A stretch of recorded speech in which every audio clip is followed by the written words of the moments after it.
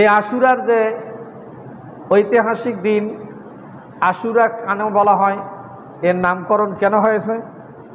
অনেক উলামা ইকরাম বলছেন আশারা শব্দের অর্থ হচ্ছে 10। মুহররমের 10 তারিখের দিনকে আশারা, যেটা এই 10 তারিখকে আশারা আরবিতে বলা হয় আশারা, আশারাতুন দুইটাই ব্যবহৃত হয়, এর থেকে আশুরা হয়েছে।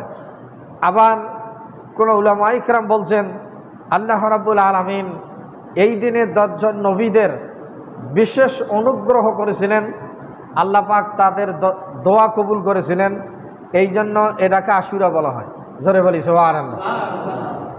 তাহলে একদিকে মাসের 10 তারিখের কারণে আশুরা, আবার 10 জন নবীর দোয়া কবুল হয়েছিলেন, আল্লাহ পাক অনুগ্রহ করেছিলেন, এই জন্য এর নামকরণ করা হয়েছে আশুরা। এই দিনে আল্লাহ রাব্বুল আলামিন এই আশুরার দিনে আগামী রবিবার আর শনিবার দিবাগত রাত আগামীকাল যে বিশেষ মর্যাদার হাদিস আছে, আহলে বাইতের জন্য, পরিবার পরিজনের জন্য আল্লাহর নবী বলছেন যে ব্যক্তি আশুরার দিনে তার 9 তারিখ সন্ধ্যা থেকে 10 তারিখের সন্ধ্যা ইফতার পর্যন্ত পরিবার পরিজনের জন্য, আহলে বাইতের জন্য সাধ্য মোতাবেক উত্তম খানার ব্যবস্থা করবে, আল্লাহ রাব্বুল আলামিন 1 বছর তাকে সচ্ছলতা দান করবেন। আবার এটা আল্লাহ রাসূলের হাদিস।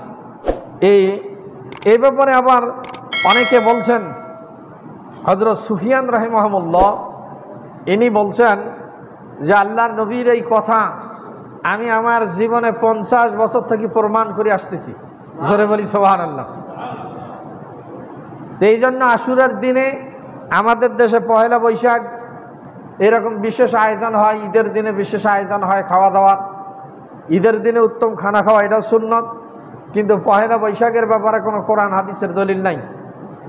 কিন্তু আল্লাহ রসুল এই আশুরার দিনে পরিবার পরিজনের জন্য উত্তম খানা পিনার ব্যবস্থা করার কথা বলছেন, যে এ করবে আল্লাহ পাক তাকে 1 বছরের সচ্ছলতা দান করবেন।